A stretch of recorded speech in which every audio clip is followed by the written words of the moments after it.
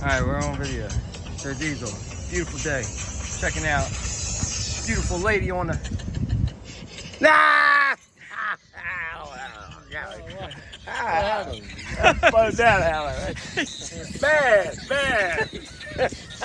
My goodness gracious. For heaven's sake. You monkey, Like a tower frame just popped out from under there. Yeah. You monkey, yeah. Like Uncle Bill. I said, for heaven's sake. Uncle Bill. Turning to Uncle Betsy. Uncle Betsy.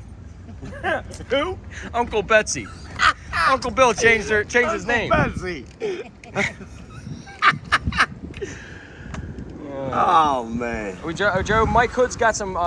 He left a list of questions for you. Mikey, Mike. You ready? You I'm ready? ready. Interview time. Alright, what was your first rock and roll concert you went to? 1975. Kiss and Bob Seger.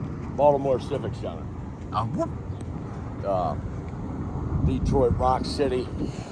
Great show. 14 years old. Me and Pat Hannon and Kevin Finnerty and Pat Hannon's mother's Gran Torino. Going from Dundalk to downtown on Howard Street. Drinking some Miller Ponies. Smoking some Mexican. I think it was marijuana back in them days. And we got up. Bob Seger opened up. And it was before Night Moves. The only thing he had out was Rambling Gambling Man, which was good. But he was kind of boring. Boring as a fucking bowel movement, excuse me. And then Kiss come on. And they were new in the United States by then. And Ace Frehley, Peter Criss, Gene Simmons. And they come out in Detroit Rock City and Deuce and Strutter and just commenced to blowing us away. Spitting fire, spitting the guts out of a wildebeest. I mean, it was a great show. 1975. What was the most dominant army military in human history? Ooh, a couple of them. Caesar's legions, 32 BC. Napoleon's forces, 1800 to 1810.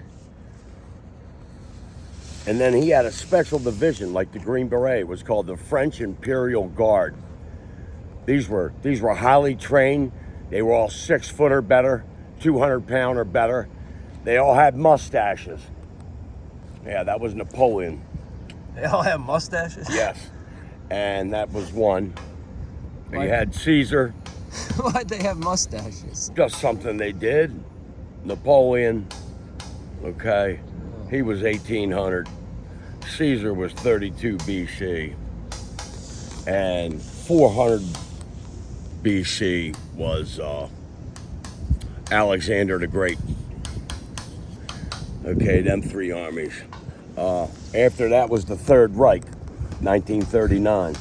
Adolf Hitler, the Third Reich, the Hermann Göring Division. These were the best armies in the world. Now, American side, the Revolution Army under George Washington was great. It wasn't as good as Robert E. Lee's Army of Northern Virginia in 1861 to 1865. That was considered the best army on the face of the earth. And when they go to Gettysburg against 80,000, we had 60,000. And half our men had, 90% of Baltimore fought for the South. Most of Maryland was for the South. The only part of Maryland was for the Yankees was D.C., Germantown, and Fredericksburg. The rest of all of Maryland was for the Confederates. And half of them didn't have no shoes. So that was a good army. They were your best armies. Alright, where were you on 9/11? On a 4-story building in Annapolis, welding for myself. I was on the 3rd floor, and the first tower got hit, and then the second tower got hit, and then I heard the fighters fired up from Langley, Virginia. I heard the fighters fired up, that 15, 16 Eagles on their way up there. But that was after both of them already been struck. And they got hit with a 150-ton aircraft at 500 mile an hour. They hit them buildings at full speed. So them pilots, they were going through New York, dodging skyscrapers and shit with a 747 at full speed. They didn't slow up and cruise into that. They hit that at 150 mile an hour, 500 mile an hour, 150 ton, filled with JP4, going through New York City. And when they hit, what do you have? 55 stories, they hit it on the 38th floor. So they hit that just right. And them skyscrapers were straight up and down. They were the only ones in the world like that. Most skyscrapers have girth at the bottom, like the Empire State Building. You've seen them. All your high rises got girth.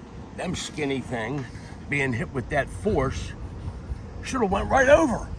It's amazing how well built they were. 24-inch columns, 2-inch thick, made right here in Bethlehem Steel. Right here, man. And when it took them about an hour or two to come down, after it melted all the welds and the bolts, and then the weight of them floors up there, they came straight down. That's amazing. That's the architect genius and the craftsmanship in America that withstood something like that. New York City Allman Brothers, they were built 1974 and 75. But I was in Annapolis on a 4-story building. Yep. Who was the greatest president? Greatest who? President. That's tough. That's tough. That's a 3 or 4 prong. Jefferson, Theodore Roosevelt, FDR, and Harry Truman. Well, there are 4. Oh shit, there they are, Joe. Shit. I got more credentials than anybody in this precinct. Ain't afraid of the police. I ain't as many words as anybody in that motherfucking precinct. Ain't worried about it. Can you tell us a funny story or something? What kind? Can you tell us a funny story? I don't have none today's part. I don't have none of that. YouTube, we're on YouTube. Kevin's a photojournalist. Photojournalist. One of the best craftsmen here at AMJ. But he's a great photographer. He can build a story out of that little 3-inch by 9-inch phone it is. Very good. Yeah, we're documenting you, putting you all over YouTube, all over the billboards. You're gonna be famous from here to Essex. That's Joe Diesel. Oh crap! If we make money, crap. Hey. Liable too, though. All the born bastards on that show. Any Kev? Tell me a story about when you were in the Air Force. Something. It's a good story. Ever in the hell. Air Force adventure, something you did. Air Force adventure. Well, we always went on maneuvers, Dover, and we went south along the coast, and then flanked off to Bermuda. And, Tell me a party story. a what? Party story from the Air Force. Uh-huh. I know you got. Oh, I know you got party stories. The 3rd floor barracks. Went in the Air Force after boot camp in Colorado, and there's about 40 dorms. I'm on the end dorm. The only dorm, electricians, field mechanics, welders, central base personnel, the office guy, and I'm in the welding dorm. 1st floor men, 2nd floor men, 3rd floor, half men, half females. Oh yeah, I was in room 309.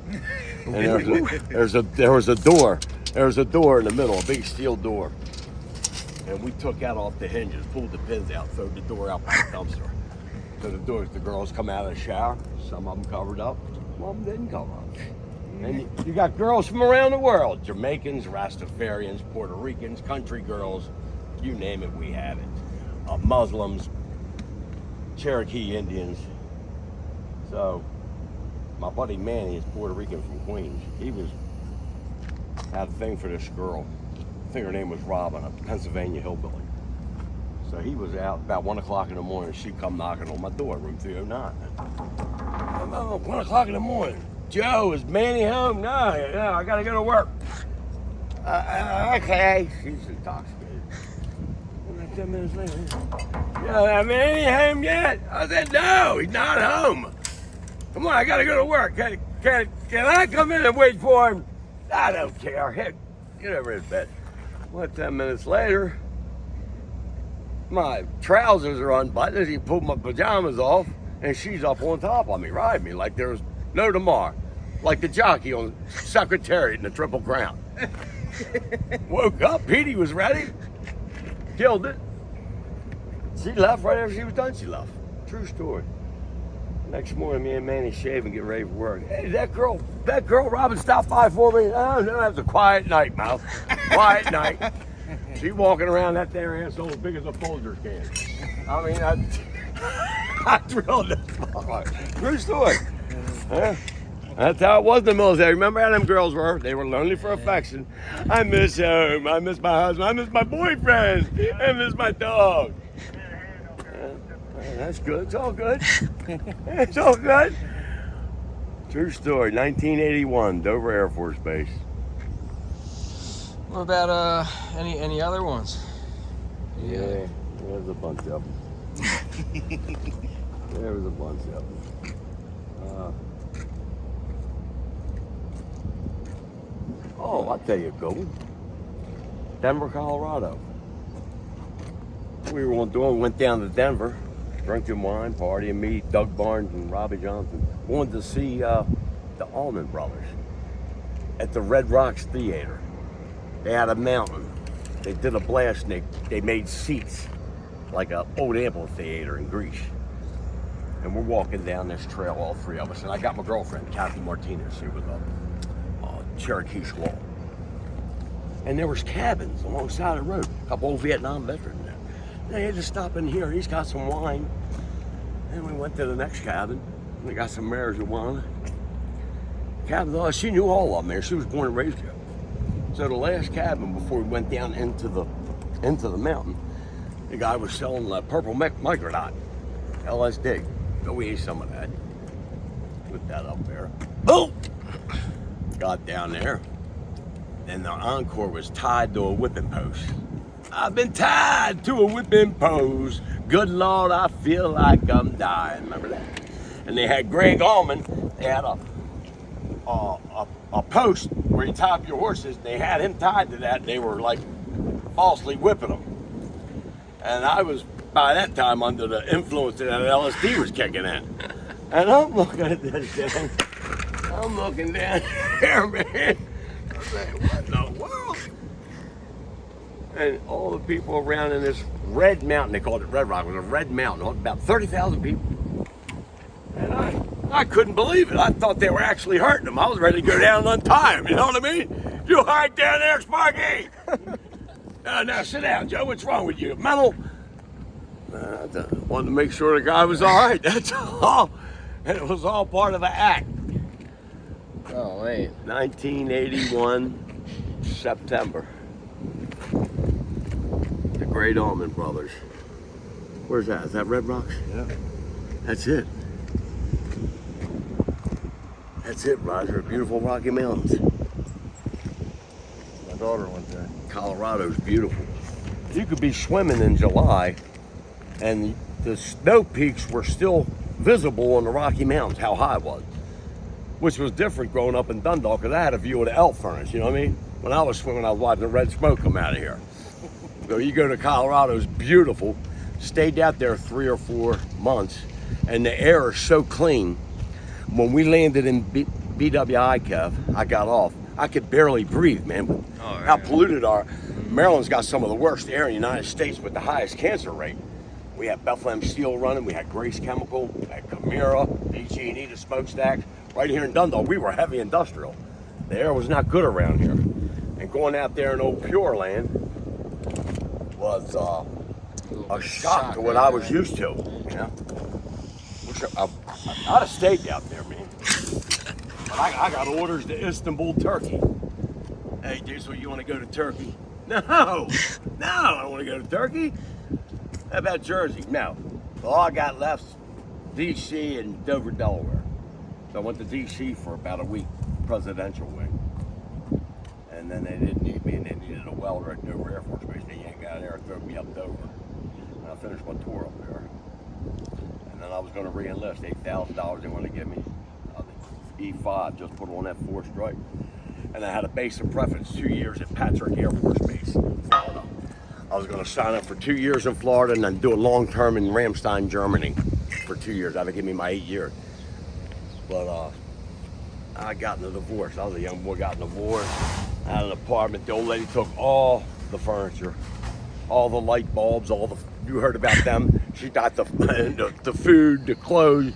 The only thing I had was the living room couch, and I was still making payments on that, like $38 a month. She didn't take after that payments on it. True story. Though I had a 75 Cadillac, I put that up on the roof and roped that down through the windows, and then put my duffel bag in the trunk, and I come on back home to Baltimore. True story. 1984, June 5th. Yep.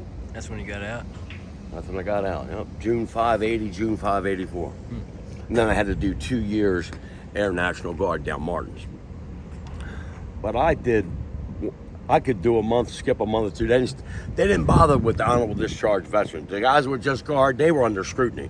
Us guys coming in, they didn't mess with us that much. These you coming in, you come in, you don't have to if you want. So that was a real easy assignment. But you had to do that to complete that 6-year obligation, which was, they were C-130 prop jobs. I was on a big C-5, man. I was on the biggest cargo plane in the world. They had them little C-130s down there. It was like playtime. You know what I mean, Kev? Mm-hmm. The Guard compared to your active military is, you know, like the Keystone Cops and SWAT, but nowhere near.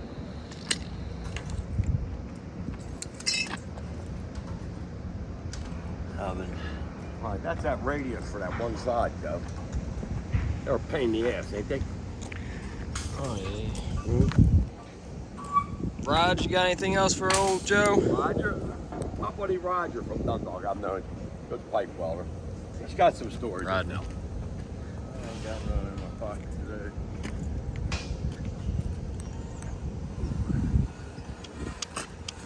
All right, Joe. Well, I appreciate the interview. Mike Hood appreciates the questions answered. Thank you, Mike. Thank you, Roger. Until Roger. Thank you, Kev. Let's make some money. Until next time. Till next time. Over and out.